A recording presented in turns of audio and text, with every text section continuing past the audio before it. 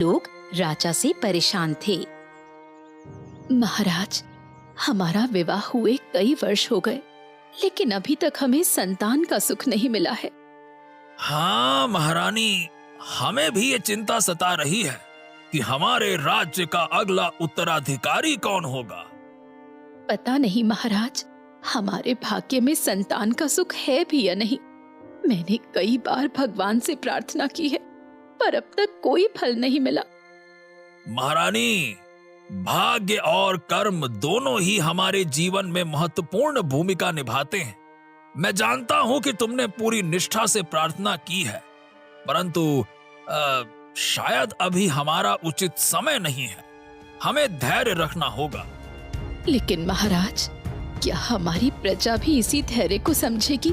वे भी तो उत्तराधिकारी की प्रतीक्षा कर रहे हैं। कहीं हम उनके विश्वास को खो न दे। हाँ, मैं तुम्हारी चिंता समझता हूँ महारानी, पर चिंता करने से कुछ नहीं होगा। मैं इसका कुछ न कुछ उपाय जरूर निकालता हूँ। उसी राज्य में मगन अपनी पत्नी के साथ रहता था। मगन बहुत ही गरीब था। मगन छोटी मोटी चोरी करके अपना जीवन चलाता था। आज तो आपको कुछ न कुछ चोरी करके लाना ही होगा। घर में जो भी खाने का सामान था वो सब खत्म हो गया है। मैं जानता हूँ भाग्यवान, लेकिन अब हालात ही ऐसे हो गए हैं कि चोरी करना भी आसान नहीं रहा। अगर आज भी कुछ नहीं लाए तो हमें भूखे पेट ही सोना पड़ेगा। तुम चिंता ना करो। अब चाहे कुछ भी हो, मैं खाली हाथ तो नहीं लौटूंगा, ठीक है?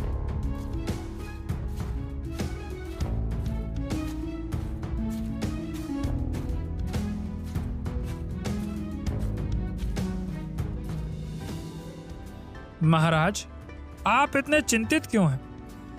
हाँ, क्या बताऊं गुप्तचर, मेरे राज्य का भविष्य मुझे अंधकार में दिखाई दे रहा है।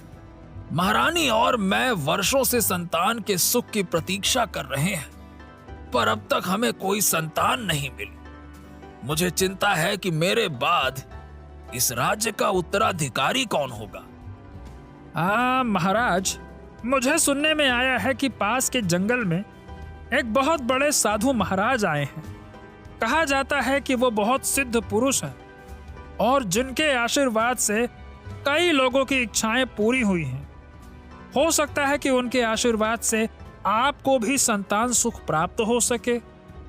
क्या सच में? क्या तुम सच कह रहे हो? ऐसे महापुरुष हमारे राज्य में हैं और मुझे अब तक कोई खबर नहीं मिली। ये क्या?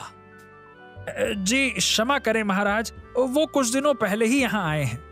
उनके चमत्कारों के बारे में दूर दूर तक चर्चाएं हो रही हैं। वो एक बहुत पहुंचे हुए और सिद्ध पुरुष हैं महाराज। अगर ये बात सच है तो ये हमारे लिए आखिरी उम्मीद हो सकती है।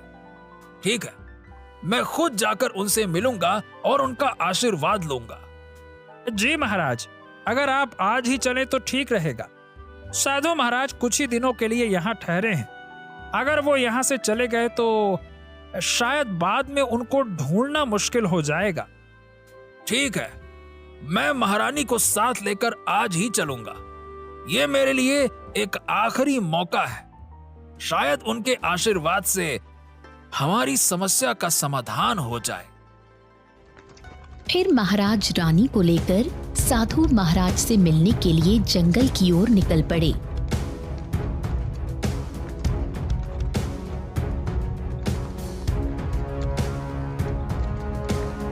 कुछ देर बाद उन्हें वो साधु महाराज मिल जाते हैं। प्रणाम गुरुदेव, हम आपके दर्शन के लिए आए हैं। कृपया हमें आशीर्वाद दीजिए। कहो राजन, यहाँ क्यों आना हुआ? गुरुदेव, हम बहुत समय से संतान सुख की प्रतीक्षा कर रहे हैं, परंतु अब तक हमें कोई संतान प्राप्त नहीं हुई है। इस कारण हमारा मन व्यथित रहता है और राज्य का भविष्य भी अनिश्चित है। हम आपसे आशीर्वाद मांगने आए हैं ताकि हमें संतान सुख प्राप्त हो और हमारे राज्य का उत्तराधिकारी सुनिश्चित हो सके। गुरुदेव, हमने बहुत प्रयत्न किए पर अब हमारी सारी आशा आप पर ही टिकी है। कृपया हमें संतान प्राप्ति का आशीर्वाद दें। मैं तुम्हारा दुख समझ सकता हूँ। संतान का सुख मिलना सिर्फ तुम्हारे लिए नहीं बल्कि राज्य के लिए भी महत्वपूर्ण है। लेकिन याद रखो, संतान का होना केवल भाग्य का नहीं, कर्म का भी परिणाम है।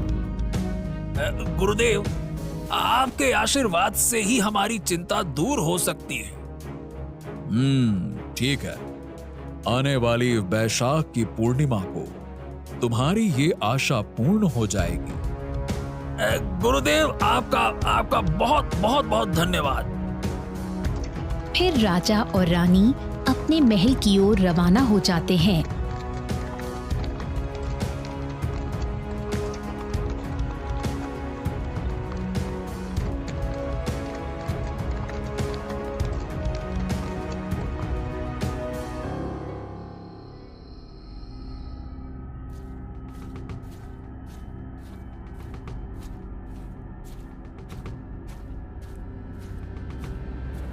महाराज, आप परेशान मत होइए, अब वैद्य जी आ चुके हैं। मंत्री, हमने इस दिन के लिए कितने सालों से इंतजार किया है। जी महाराज, मैं समझता हूँ कि यह दिन आपके लिए कितना महत्वपूर्ण है। तभी वैद्य जी कमरे से बाहर आते हैं।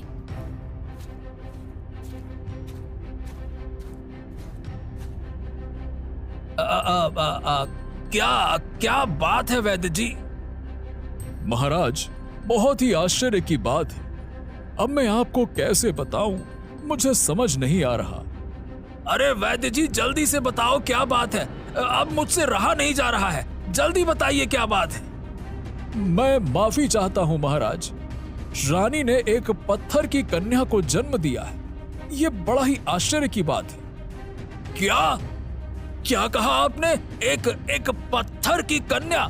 अरे वैद्य जी, क्या आप हंसी ठिठोली कर रहे हैं? ये कोई असाधारण घटना नहीं है। मैं भी अपने जीवन में पहली बार ऐसा देख रहा हूं।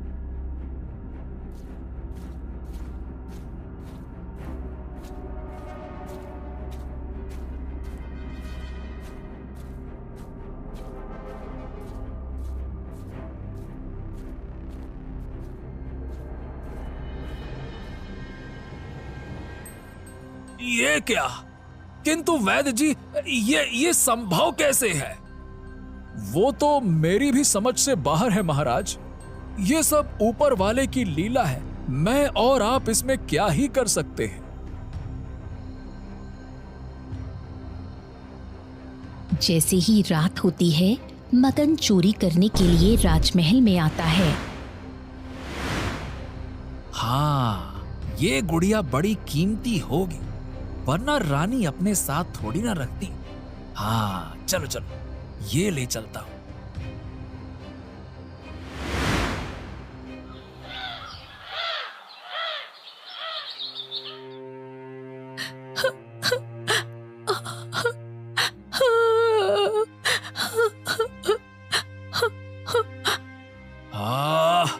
महारानी, आप दुखी मत होइए, शांत हो जाइए, शांत।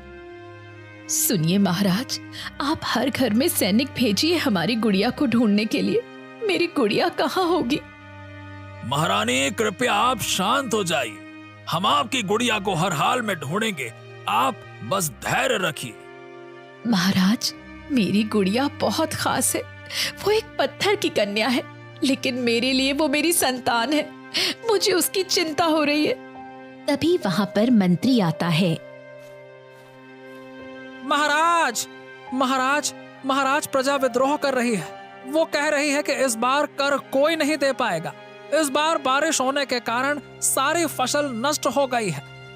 ओहो, तो इसमें मैं क्या करूं? सीधी बात है, मुझे किसी भी हाल में कर चाहिए, मतलब चाहिए। और महाराज, वो पर मैं कुछ नहीं सुनना चाहता।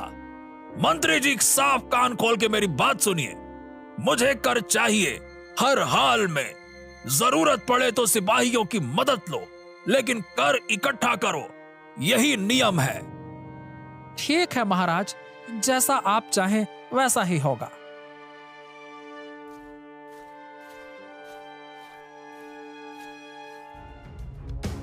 अरे ये क्या? ये तो एक गुड़िया है, कितनी सुंदर है। ए जी सुनते हो, जल्दी यहाँ आइए।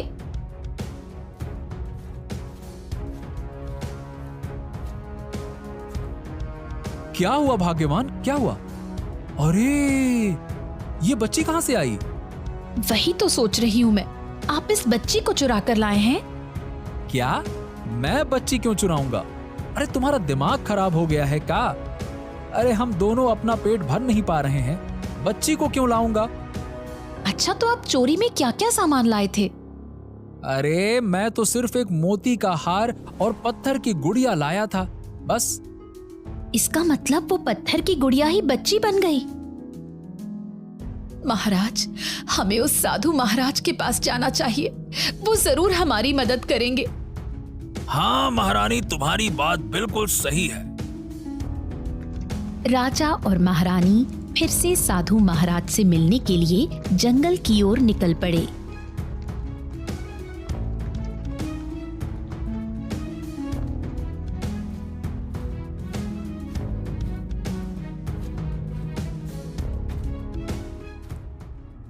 अरे राजन, आप यहाँ? क्या हुआ? फिर कोई मुसीबत आ गई क्या? प्रणाम गुरुदेव, प्रणाम। हम फिर से आपके पास आए हैं क्योंकि हमारी चिंता और बढ़ गई है। मुझे बताइए बाबा, मेरी बच्ची कहाँ पर है? मुझे बताइए। देखो बेटी, तुम्हारी बेटी स्वस्थ है। ये आप क्या कह रहे हैं बाबा? वो तो पत्थर की गुड़िया जन्मी थी। देखो पुत्री, ये लड़की बहुत ही पवित्र है। किसी भी अपवित्र स्थान पर इसमें प्राण नहीं रहेंगे। तो क्या साधु महाराज, हमारा राज्य अपवित्र है क्या? देखो राजन, तुम्हारे राज्य में बहुत सारे लोगों की बद्दुआ फैली हुई है, इसीलिए वो स्थान उसके लायक बिल्कुल नहीं है। बल्कि उस चोर के घर में। क्या? उस चोर के घर में क्या महाराज, बताइए। तुम्हारी बेटी चोर मगन के घर में जाकर उसको प्राण मिले हैं। क्या? पर साधु महाराज, ये चोर कैसे पवित्र हो सकता है? वो तो चोर है। उसे एक वक्त का खाना भी नहीं मिल रहा, इसीलिए वो चोरी करता है। पर वो दिल का बहुत साफ है, वो सभी गरीब लोगों की मदद करता है। तो गुरुदेव, अब मैं क्या करूं? जब तक तुम्हारा महल पवित्र नहीं हो जाता, तब तक राजकुमारी को महल में मत लाना, वरना वो पत्थर की गुड़िया बन जाएगी, याद रखना। तो गुरुदेव आप ही बताइए कि मैं कैसे अपने महल को पवित्र करूं? राजन, पवित्रता बाहरी वस्तुओं और धन दौलत से नहीं आती। तुम्हारे महल की दीवारें सोने की हो, परंतु जब तक तुम्हारे राज्य में अन्याय, दुख और असंतोष फैला रहेगा, तब तक वो अपवित्र ही रहेगा। तो गुरुदेव, मुझे क्या करना चाहिए? राजन, अपने प्रजा का ध्यान रखो।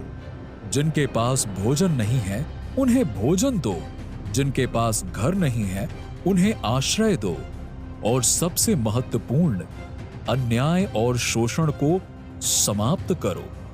जब तुम्हारा राज्य न्यायपूर्ण और दयालु होगा, तभी तुम्हारा महल पवित्र हो पाएगा। आपका बहुत बहुत धन्यवाद। अब से मैं कभी प्रजा के साथ अन्याय और शोषण नहीं करूंगा। धन्यवाद।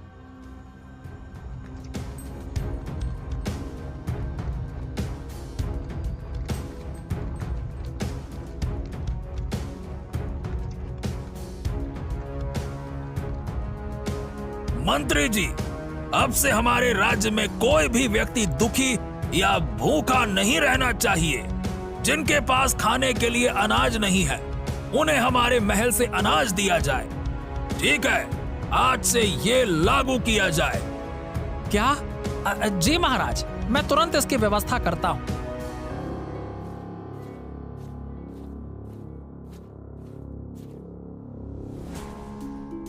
अगले दिन से ही महाराज प्रजा का ध्यान रखना शुरू कर देते हैं। इस तरह राजा ने थोड़े ही दिनों में उसका महल पवित्र बना दिया।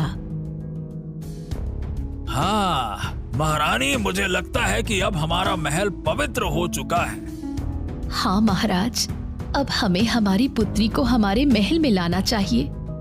हाँ रानी, तुम्हारी बात बिल्कुल सही है। फिर राजा और रानी मगन के घर की ओर निकल पड़ते हैं।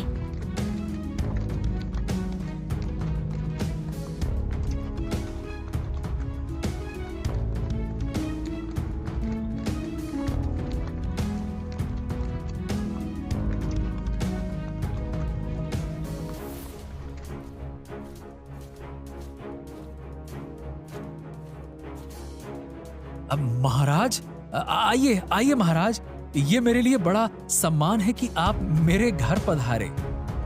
मगन, अब हमारी बेटी को वापस अपने महल ले जाने के लिए हम आए हैं। अब हमारा महल पवित्र हो चुका है और हमारी प्रजा खुशहाल है। महाराज, ये सुनकर तो मुझे अत्यंत खुशी हो रही है। आपकी कृपा से आपकी प्रजा अब सुखी और संतुष्ट है, और ये मेरे लिए भी गर्व की बात है कि आपकी बेटी मेरे घर में सुरक्षित रही। फिर राजा राजकुमारी को लेकर महल चले जाते हैं।